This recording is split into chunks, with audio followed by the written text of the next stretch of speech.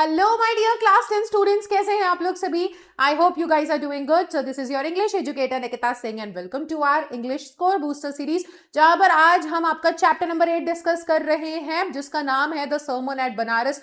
बहुत ही important chapter है, एग्जाम में यहां से पक्का क्वेश्चन आ सकता है, तो प्लीज इस चैप्टर को जरूर से ध्यान से पढ़ के जाइएगा। बहुत सारे कॉम्पिटेंसी और वैल्यू बेस्ड क्वेश्चंस यहां से आ सकते हैं, तो इस चैप्टर को छोड़ना नहीं है, इंपॉर्टेंट है, ठीक है, अच्छे से समझना है। तो आज के इस वीडियो के अंदर हम इस चैप्टर का एक बार क्विक समरी चेक कर लेंगे माइंड मैप के थ्रू, और साथ ही साथ थीम मैं आपको यहाँ पर बता दूंगी, कैरेक्टर स्केच और कीवर्ड्स भी बता दूंगी। बहुत ध्यान से सुनना, क्योंकि यहीं से क्वेश्चंस बनेंगे। जो थीम मैं आपको बताने वाली हूँ वो बहुत इंपॉर्टेंट रहेगी, वहीं से क्वेश्चंस आने वाले हैं। तो कंपैरिजन बेस्ड क्वेश्चन हो, कॉम्पिटेंसी वैल्यू बेस्ड क्वेश्चन हो, कैसा भी रहे, आपको थीम वगैरह इस चैप्टर के अच्छे से पता होनी चाहिए, क्योंकि यहां से थीम बेस्ड ही रहते हैं क्वेश्चन। ठीक है, तो शुरू करते हैं जल्दी से, बिना किसी देरी के। सब कुछ हम कवर करेंगे 15 मिनट के अंदर। राइटर कौन है इस चैप्टर के? बेटी रैनशॉ। कमेंट्स में नाम लिख दो इनका। बेटी रैनशॉ ने ये चैप्टर लिखा है, और ये चैप्टर किस बारे में है, तो बेसिकली इसका एक माइंड मैप हम कवर कर लेते हैं। तो बेटा ये चैप्टर ना गौतम बुद्ध के बारे में है, ठीक है, और गौतम बुद्ध के पहले सरमन के बारे में है। तो यहां पर बनारस की जो स्पेलिंग लिखी है वो अलग तरीके से लिखी हुई है, बट बनारस ये वही काशी बनारस, ठीक है, आपने नाम तो जरूर सुना होगा। हम कहते हैं दुनिया का सबसे पहला शहर है, तो उसी शहर के बारे में है, और उसी शहर में सबसे पहले दिए गए उपदेश के बारे में है। तो सरमन को उपदेश कहते हैं, यानी कि टीचिंग्स, ठीक है। तो गौतम बुद्ध, पहले गौतम बुद्ध नहीं थे, और उसके बाद जब वो गौतम बुद्ध बने, पहले गौतम बुद्ध नहीं थे का क्या मतलब है कि पहले वो एक राजकुमार थे। गौतम बुद्ध तो तब बने वो जब उनको एनलाइटनमेंट मिली, जब उनको ज्ञान की प्राप्ति हुई। तो ज्ञान की प्राप्ति होने के बाद जब उन्होंने सबसे पहला अपना उपदेश दिया था, तो वो कहां दिया था? सबसे पहला सर्मन उन्होंने बनारस में ही दिया था। तो ये टाइटल की रेलेवेंस है, इसको ध्यान में रखना, ठीक है। तो अब यहाँ पे चैप्टर कैसे शुरू होता है बेटा? तो चैप्टर यहाँ पे इस तरीके से शुरू होता है कि बताया जाता है आपको गौतम बुद्ध के बारे में, कि गौतम बुद्ध जो है वो एक राजकुमार थे, एक बहुत ही अमीर घर में पैदा हुए थे, एक राजा के घर में पैदा हुए थे, जिनके पास सारा ऐशो आराम की चीजें थी, सुख सुविधाएं थी। उन्हें कभी जिंदगी में कोई दुख नहीं देखना पड़ा, बल्कि उनके पिता पता है उनको रखते कैसे थे? उनके सामने एक भी जिंदगी का असलियत तो आने ही नहीं देते थे। एक भी बूढ़ा आदमी, दुख, जिंदगी में दुख एग्जिस्ट भी करता है, ये सब चीजों से दूर रखा जाता था उनको। उनको ये सारी चीजों के बारे में मालूम ही नहीं था। तो ऐसे ही होता क्या है कि वो थोड़े बड़े हो जाते हैं और उनको भेज दिया जाता है गुरुकुल में पढ़ने लिखने के लिए, जहां पर वो जाकर के स्क्रिप्चर्स वगैरह सब पढ़ते हैं और ज्ञान लेते हैं और वापस आ जाते हैं। जब वो वापस आते हैं तो उनकी ना शादी कर दी जाती है, और शादी करने के बाद एक दिन ऐसा होता है कि वो बाहर निकलते हैं अपने घर से, और जब वो घर से बाहर निकलते हैं तो उनके सामने ऐसे 4 दृश्य आते हैं, ऐसे 4 साइड्स वो देखते हैं, जिनको देख करके उनको लगता है कि यार जिंदगी में ये सब भी होता है। और उनके मन में बहुत से सवाल आ जाते हैं, जिनका जवाब ढूंढने के लिए वो सारे जीवन के सुख और संपत्ति सब त्याग देते हैं, मोह माया सब त्याग देते हैं, और ज्ञान की खोज पे निकल जाते हैं। तो सबसे इंपॉर्टेंट चीज यहां पर आ जाती है कि वो 4 दृश्य कौन से थे। तो जब वो अपने महल से, अपने घर से पहली बार रियल लाइफ जब उन्होंने देखी, तो उन्होंने सबसे पहले क्या देखा बेटा? एक बहुत ही बीमार आदमी, एक सिक मैन। दूसरा एक एजेड मैन, यानी कि एक बूढ़ा आदमी उन्होंने देखा। तीसरा उन्होंने देखा फ्यूनरल प्रोसेशन। ये सारी चीजें आपको याद रखनी है, आपके सबसे मेजर की पॉइंट्स बनेंगे। फ्यूनरल प्रोसेशन, अच्छा होगा आप कमेंट्स में इसको लिख लो कहीं पर, ठीक है, ताकि आपको लर्न हो जाए। तो aged man, sick man, funeral procession, यानी कि एक इंसान की मृत्यु हो गई थी और उनका अंतिम संस्कार हो रहा था। एंड उन्होंने एक मंक को देखा जो कि बेगिंग फॉर एम्स, यानी कि भीख मांग रहा था, ठीक है, भिक्षा मांग रहा था। तो उन्होंने ये 4 चीजें देखी और उनको लगा कि जीवन में इतना दुख भी है, लोगों की मृत्यु हो रही है, बीमार है लोग, बूढ़े हो रहे हैं, और भीख मांगनी पड़ रही है। तो उनके लिए सारी चीजें नहीं थी, क्योंकि उन्होंने जिंदगी में कभी जीवन में ऐसे दुख दर्द तो देखे ही नहीं थे, और उनका मन इतने ज्यादा सवालों से भर गया कि वो बेचैन हो गए, और उन्होंने फिर लास्ट में तय किया कि वो अपनी जिंदगी में अपने घर परिवार को, सबको त्याग देते हैं, सारे ऐशो आराम त्याग देते हैं, और वो दुनिया में बाहर ज्ञान की प्राप्ति, उसकी खोज में निकल पड़ते हैं। तो वो अगले 7 साल तक अपने जीवन में भटकते रहे कि उनको इन ज्ञान की प्राप्ति हो, उनको इन सभी सवालों का जवाब मिल सके, उनका मन शांत हो सके। और 7 साल तक भटकने के बाद फिर वो एक जगह पर, ठीक है, गाया में एक जगह पर आकर के एक पेड़ के नीचे बैठ जाते हैं, और अगले 7 दिन तक वो प्रण ले लेते हैं कि भाई जब तक मुझे ज्ञान की प्राप्ति नहीं होगी मैं यहां से नहीं उठने वाला। और वो अगले 7 दिन तक वहीं बैठे रहते हैं, और 7वें दिन उनको ज्ञान की प्राप्ति होती है, उन्हें एनलाइटनमेंट मिलती है, और उसी पेड़ को बोधि ट्री कहा जाता है। और उसके बाद से इनका पैदाइशी नाम था सिद्धार्थ गौतम, जब ये राजकुमार थे। लेकिन उसके बाद जब उन्हें एनलाइटनमेंट की प्राप्ति हुई तो वो कहलाए जाने लगे गौतम बुद्ध। ठीक है, तो बुद्ध का मतलब द एनलाइटेंड, जिसको ज्ञान की प्राप्ति हो गई हो।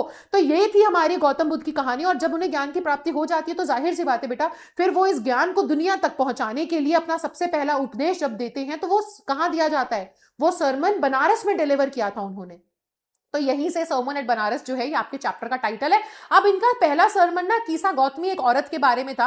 तो कीसा गौतमी जो है वो एक बहुत ही बेचारी सी औरत है जिसका बेटा मर चुका है, और वो अपने बेटे को हाथ में लिए लिए इधर से उधर भटक रही है लोगों के पास, और जाकर के सिर्फ हाथ जोड़ रही है, भीख मांग रही है, रो रही है कि कुछ भी करिए, कोई दवाई दे दीजिए, मेरे बेटे को जिंदा कर दीजिए, इसको पता नहीं क्या हो गया है, ना जाने इसे क्या हो गया, ये उठ ही नहीं रहा। हर एक इंसान ने उसको देखा, सबको सिंपथाइज किया, सब लोगों ने बोला कि ये पागल हो गई है, इसे समझ में नहीं आ रहा है, सबने कहा तेरा बेटा मर चुका है, इसे कोई दवाई नहीं उठा सकती। लेकिन वो अपने ग्रीफ में इतनी सेल्फिश हो चुकी थी, and this is the keyword, selfish in grief. She was so much selfish in her grief. वो अपने दुख में इतनी सेल्फिश हो गई थी कि वो ये मान ही नहीं रही थी और ये चीज एक्सेप्ट करने को ही तैयार नहीं थी कि उसका बेटा मर चुका है। वो डेथ को एक्सेप्ट नहीं कर पा रही थी और वो बस लोगों के पास भटक रही थी, भाग रही थी, खुद को परेशान कर रही थी ये कह करके कि कोई तो दवा दे दो, मेरे बेटे को उठा दो। ऐसे भटकते भटकते वो एक आदमी के पास पहुंचती है और वो उनसे बोलती है कि आप मेरी मदद कीजिए, मेरे बेटे को जगा दीजिए, उसे कोई दवा दीजिए ताकि वो ठीक हो जाए। तो वो आदमी उसको किनके पास भेजता है? वो आदमी बोलता है कि देखो बहन, मेरे पास तो तुम्हारी इस प्रॉब्लम का सॉल्यूशन नहीं, लेकिन हाँ एक इंसान को मैं जानता हूं जो तुम्हारे इस दुख को कम कर सकता है, जो तुम्हें शायद वो दवा दे सकता है जो तुम्हें चाहिए। और वो इंसान कौन है? वो गौतम बुद्ध है। तुम उनके पास जाओ, वो तुम्हारी जरूर मदद करेंगे। तो इस उम्मीद के साथ, इस होप के साथ कि गौतम बुद्ध उसके बेटे को जिंदा कर देंगे, वो गौतम बुद्ध के पास जाती है और उनको जाकर के सारी कहानी बताती है और वो कहती है कि गौतम बुद्ध आप मुझे कोई दवा दीजिए जिससे मेरा बेटा ठीक हो जाए। तो गौतम बुद्ध की यहाँ पे हमें टीचिंग स्टाइल नजर आती है, उनकी फिलॉसफी नजर आती है, और वो ना सीधी सी एक चीज बोलते हैं कीसा गौतमी को कि ठीक है, तुम एक काम करो, मैं तुम्हारे बेटे को जिंदा कर दूंगा, तुम एक काम करो कि तुम ना किसी ऐसे तुम कहीं से मुझे मुट्ठी भर, हैंडफुल ऑफ मस्टर्ड्स ला दो, मुट्ठी भर जो सरसों के दाने होते हैं ना, मस्टर्ड सीड्स, वो ला करके तुम मुझे दे दो। अब जैसे ही कीसा गौतमी को ये सुनने को मिलता है तो वो दौड़ी दौड़ी जाती है कि मस्टर्ड सीड्स लानी है, अब भी लाती हूँ, मेरा बेटा जिंदा हो जाएगा।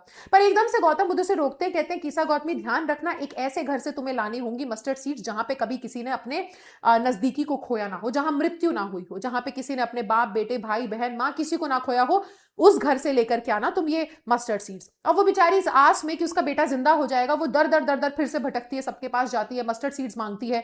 तो लोग उस बेचारी पर दया खा जाते हैं और उसको मस्टर्ड सीड्स दे देते हैं। पर जैसे ही वो उन लोगों से पूछती कि पर आप ये तो बताइए कि क्या आपने किसी नजदीकी को खोया है, आपके घर में किसी की मृत्यु हुई है? तो सभी लोग बेचारे निराश होकर के उसे बताते हैं कि हाँ, किसी ने अपने बाप को, किसी ने अपनी माँ को, किसी ने भाई, किसी ने बेटा, किसी ने बच्चा, सब लोगों ने किसी ना किसी को अपनी जिंदगी में खोया था। उसे एक भी ऐसा घर नहीं मिलता जहां पर किसी की मृत्यु ना हुई हो।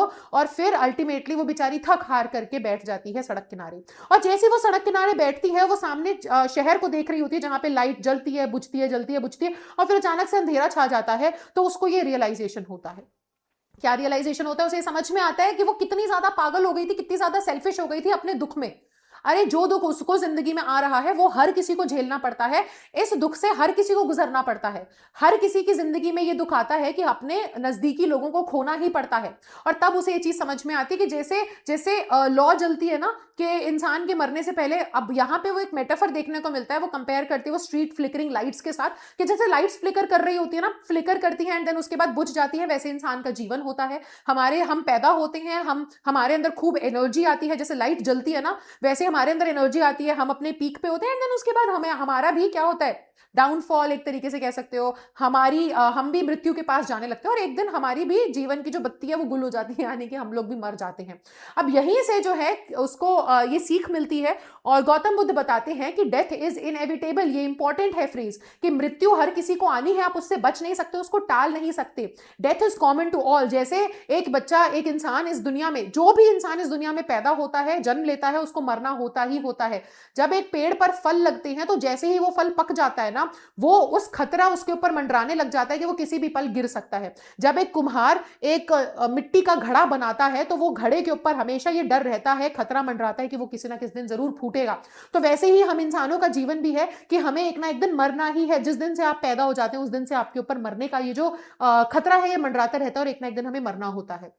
यहाँ पे गौतम बुद्ध एक बहुत इंपॉर्टेंट लेसन भी देते हैं कि ये दुख आपको एक्सेप्ट करना पड़ेगा, ये सच आपको एक्सेप्ट करना पड़ेगा, क्योंकि ये सच हर किसी के सामने आने वाला है। ये एक ऐसा एरो है, ये एक ऐसा तीर है जो हर किसी के इंसान, हर किसी की बॉडी में जाता ही जाता है।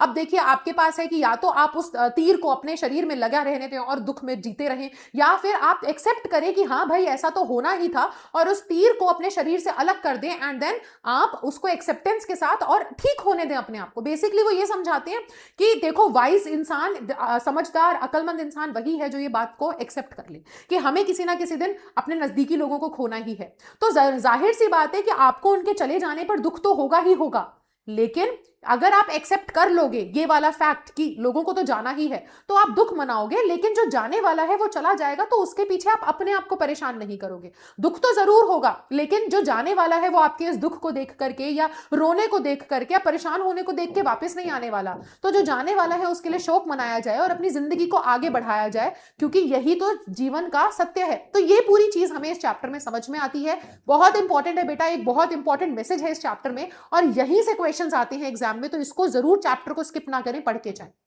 अब हम आगे आ जाते हैं और हम इस चैप्टर की थीम डिस्कस कर लेते हैं। जो चैप्टर की थीम होंगी वो ये 3 थीम होंगी। सबसे पहले इनएविटेबिलिटी ऑफ डेथ, या death is inevitable, most important a theme. Then human suffering and attachment, इसके बारे में इस चैप्टर में हमें एक लेसन मिलता है।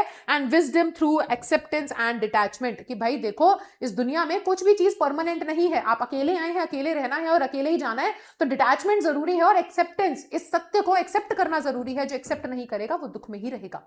ठीक है, आगे अगर बेटा हम देखें तो हमारे पास कुछ कैरेक्टर स्केच आते हैं। सबसे पहले ऑब्वियस सी बात है हम गौतम बुद्ध का कैरेक्टर स्केच देखेंगे, लेकिन हाँ उससे पहले कीसा गौतमी को एक बार ये देख लेते हैं। कीसा गौतमी का जो कैरेक्टर स्केच है, आप ना कीसा गौतमी का बेटा कैरेक्टर स्केच लिखोगे तो इसमें ना सेल्फिश जरूर लिखना, सेल्फिश इन हर ग्रीफ, इंपॉर्टेंट है। ठीक है, ग्रीफ स्ट्रिकन मदर, यानी कि खूब दुख की पछताई, या आप कह सकते हो कि पीड़ित दुखियारी माँ है, लेकिन सेल्फिश इन हर ग्रीफ। स्टार्टिंग में बहुत सेल्फिश थी अपने ग्रीफ में, लविंग एंड डिवोटेड है, इनिशियली इग्नोरेंट है, यानी कि यूनिवर्सल ट्रूथ को समझ नहीं पा रही है, और बाद में खुद एक्सपीरियंस करती है तो रियलाइज करती है और एक्सेप्ट करती है बुद्धा की टीचिंग। ठीक है, बहुत इंपॉर्टेंट होगा बेटा यहाँ पे ना क्वेश्चन आपका एक कैरेक्टर आर्क का भी आ सकता है कि जो कीसा गौतमी है उसमें कैसे कैरेक्टर डेवलपमेंट देखने को मिलता है। शुरुआत में उसे कुछ नहीं मालूम था, वो सिर्फ सेल्फिश थी अपने दुख में, और बाद में उसे कितना कुछ सीखने को मिला, तो क्या बदलाव आया उसमें, ये इंपॉर्टेंट रहेगा, क्वेश्चन आ सकता है यहां से।